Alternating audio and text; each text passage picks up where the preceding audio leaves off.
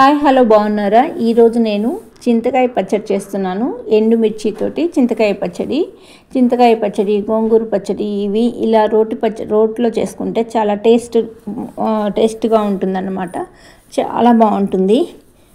సరే, నేనైతే ఇన్ని రోజులు మోడల్స్ కొన్నాను కదా, ఈరోజు కొంచెం ట్రై చేద్దామని చెప్పేసి చింతకాయ పచ్చడి చేస్తున్నాను. ఇది లాస్ట్ ఇయర్ ఈ టైంలోనే పెట్టాను నేను చింతకాయ తొక్కు. అది ఒక 2 times చేశాను, కొంచెం ఉన్నది, అది ఈరోజు చేస్తున్నాను అనమాట. ఇలాంటి చల్లకాలంలో మనకు వర్షాకాలంలో పుల్లగా తింటే బాగుంటుంది కదా, సీజన్ వైస్ ఈ టైంలో బాగుంటుంది పచ్చడి అనేసి సరే తీసాను. పాత చింతకాయ పచ్చడి అనమాట, మంచి టేస్ట్గా ఉంటుంది. నేనైతే 1 స్పూన్ ఆవాలు, 1 స్పూన్ ధనియాలు, 1 స్పూన్ మెంతులు, నెక్స్ట్ ఒక 15-20 ఎండుమిర్చి తీసుకొని మంచిగా వేయించేసుకుంటున్నాను. రోట్లో దంచుకోవాలి కదా, బాగా ఫ్రై అయితే అలా మనం దగ్గరుండి ఫ్రై చేసుకుంటే మాడకుండా మంచిగా ఉంటుంది. లేకపోతే మాడిపోయాయంటే ఇంటిల్లపాది అందరూ దగ్గు వచ్చేస్తుంది అనమాట, అంత ఇదిగా ఉంటుంది ఎండుమిరపకాయలు మాడిపోతే. మంచిగా దగ్గరుండి వేయించేసుకున్నాను. అంటే ఈ చిన్న కప్పుడు చింతకాయ తొక్కు తీసుకున్నాను అనమాట. దానికి తగ్గట్టు 20 ఉంటాయి మిర్చి, సన్నగా ఉన్నాయి, చిన్నగా ఉన్నాయి కాబట్టి 20 కాయలు తీసుకున్నాను. అవి తొడిమెలు తీసేసి ఎండుమిర్చి, ఆవాలు, మెంతులు, ధనియాలు ఈ 4 వేయించేసుకున్నాను. ఒక్క స్పూన్ ఆయిల్ వేసి ఆ తర్వాత ఇవి కొంచెం చల్లారాక మనం రోట్లో వేసి దంచుకోవాలన్నమాట. యాక్చువల్గా మిక్సీలో వేసేసుకుంటే బాగుంటుంది, కానీ రోలు చూసినప్పుడల్లా అనిపిస్తుంది ఆ రోట్లో వేసి దంచే పచ్చడి ఏదైనా చేద్దామని. అందుకని నేను ఇప్పుడు ఈ రోట్లో దంచుతున్నాను అనమాట. ఎప్పుడైనా కనీసం నెలకొకసారైనా వాడదాము అనిపిస్తూ ఉంటుంది చూసినప్పుడల్లా. నేను 3-4 రకాలు ఉన్నాయి నా దగ్గర రోళ్ళు, మోడల్స్ చిన్నవి అలా తీసుకున్నాను అనమాట. అప్పుడప్పుడు ఎక్కడైనా వెళ్తే మోడల్గా ఉంటే అవి తీసుకొచ్చుకుంటూ ఉంటాను, కానీ చేయడానికి అస్సలు ఒప్పుకుండదు. ఈరోజు ఎలా అయినా ఈ రోట్లో నేను దంచాలి అని డిసైడ్ అయిపోయి మంచిగా వేయించుకున్నాను.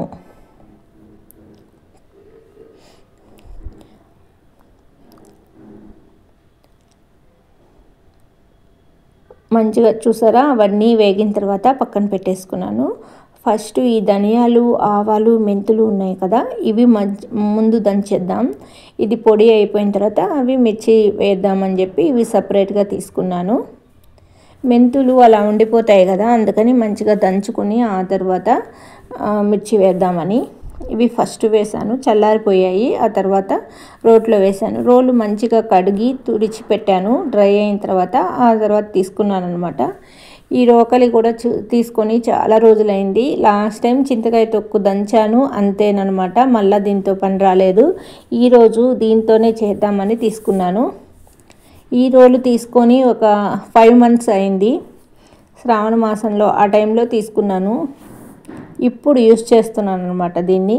ఒకసారి రోలు తెచ్చిన తర్వాత మంచిగా శుభ్రంగా కడిగేసి ఆ తర్వాత దాంట్లో కొంచెం బియ్యం అనేది కొంచెం వేసి బాగా ఇలా నూరినట్టు చేశాను. డస్ట్ వచ్చేస్తుంది అనమాట.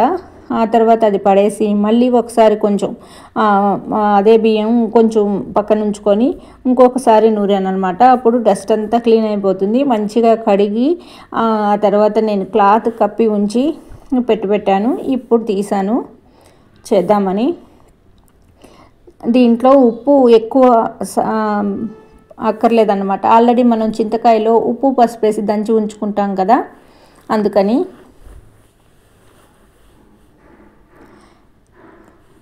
కొంచెం ఉప్పు వేసాను మెదగడం కోసం అని, కల్లుప్పు వేసాను. ముందు ధనియాలు, మెంతులు, ఆవాలు వేసి దంచాను అనమాట.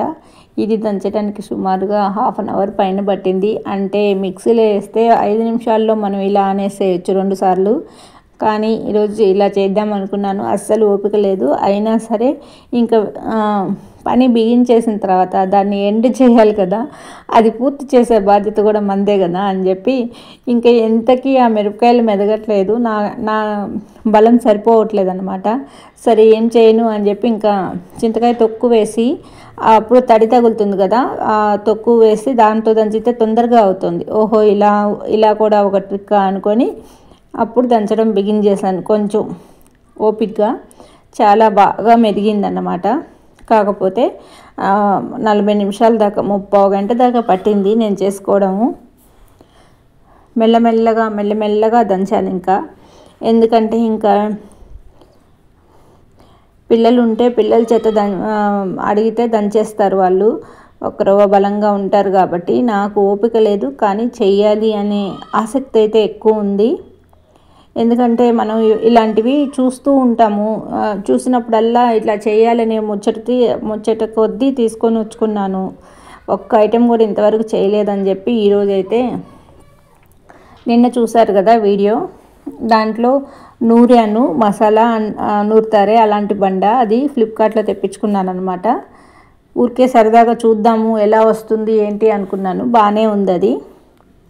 వెల్లుల్లి కారం దాంట్లో నూరాను, బాగానే ఉంది, ఈజీగా కూడా వచ్చింది అది. కానీ ఇది దంచడం అనేది ప్రాబ్లం అయిపోతుంది. ఎందుకంటే మనం చిన్నది రోలు రుబ్బేది ఉండేటప్పుడు అయితే కొంచెం దంచి మెత్తగా అయిన తర్వాత రుబ్బేస్తే పచ్చడి మెత్తగా అయిపోతుంది. నాకు అనిపించింది ఓన్లీ దంచుకుంటేనే బాగుంటుంది, పొళ్ళు లాంటివి దంచడానికే ఇది బాగుంటుందని.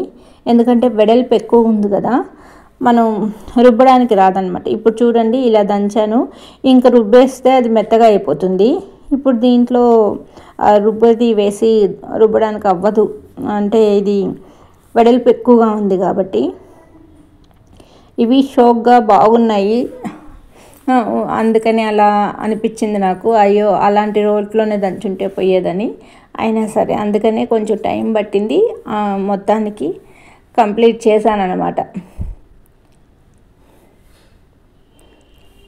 ఏదైనా బిగించేసిన తర్వాత దాన్ని సమాప్తం చేసేదాకా చూడాలి కదా, అందుకని పట్టుదల వదలకుండా. అది చూసారా, ఎండుమిర్చి తొక్కలు మెదగకపోయినా చాలాసేపు పట్టింది, అయినా మంచిగా మెత్తగా పచ్చడి నూరేసాను, దంచేసాను. ఇంకా దీనికి వేరే పోపు వేయక్కర్లేదనమాట, బాగా మెదిగిపోయింది. ఇంకా తీసేసి మనం డైరెక్ట్గా, ఎందుకంటే ముందు పోపు వేసేటప్పుడే కొంచెం ఆయిల్ వేసి 1 స్పూను నూనె వేసి ఆవాలు, మెంతులు, ధనియాలు, ఎండుమిర్చి మంచిగా వేయించేసుకొని అవి బాగా పొడి అయిన తర్వాత ఈ చింతకాయ తొక్కు వేసి మెత్తగా దంచేసాను అన్నమాట. ఇప్పుడు చూసారా, అలా అనడానికి చాలా బలం కావాల్సి వచ్చింది. నాకైతే భుజం నొప్పి వచ్చేసింది అన్నమాట. ఆ ఒక్కరు హాఫ్ అన్ అవర్ పైన అని చెప్పాను కదా, దంచిన తర్వాత బాగా నొప్పి వచ్చేసింది. ఇంకా ఇది పూర్తయిన తర్వాత వేడి అన్నంలో చింతకాయ పచ్చడి వేసుకొని, ఈరోజు అరటికాయ ఫ్రై చేశాను. చారు పెడదామంటే ఇంకా అస్సలు ఓపిక పోయిందనమాట. ఈ చింతకాయ తొక్కు అవి పచ్చడి చేసిన తర్వాత ఇంకా పచ్చడి వేసుకొని అన్నం తినేసామన్నమాట. అరటికాయ ఫ్రై, చింతకాయ పచ్చడి.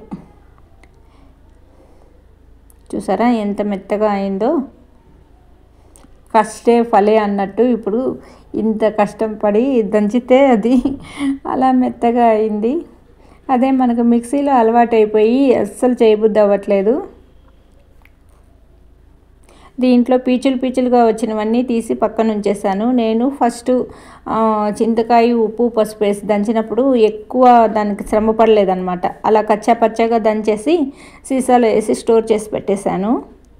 ఒక 2 kgs అప్పుడప్పుడు తీసి ఇట్లా పచ్చడి చేస్తాను. ఎప్పుడు పచ్చిమిర్చితో చేస్తాను, ఈసారి ఎండుమిర్చి వేసి చేశాను.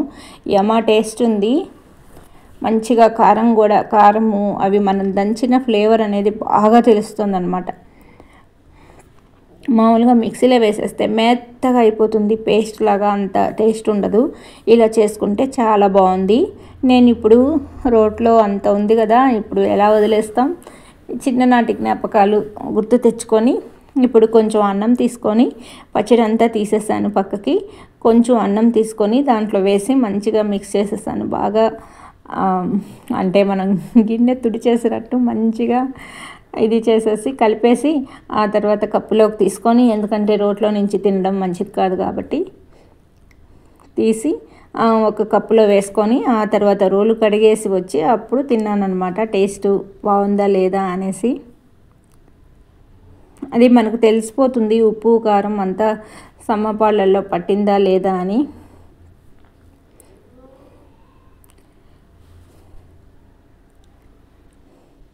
అప్పుడప్పుడు మనం రోలు తెచ్చుకుంటే ఇలా ఉపయోగిస్తే మనకు ఆనందం అనేది మంచిగా ఉంటుంది కదా అనేసి చాలా ఆనందంగా ఉండింది చింతకాయ పచ్చడి.